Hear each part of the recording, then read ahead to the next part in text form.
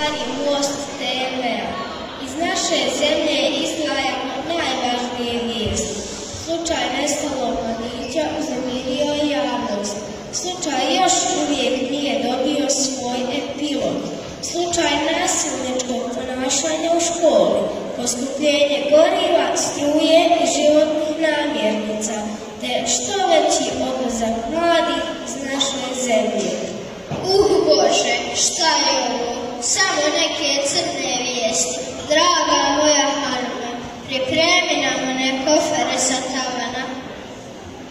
A zašto kofere bolan Hanu? Čuj, zašto? Pa da bježimo odavde. A gdje bi ti, Hanu? Gdje god, izgleda da je svugdje ljepše već u Bosni.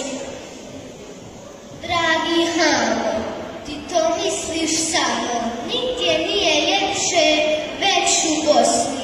Okreni se oko sebe i vidi sve ove ljepote koje nam Bosna pruža. Džaba ljepote kad insan nema od čega živjeti.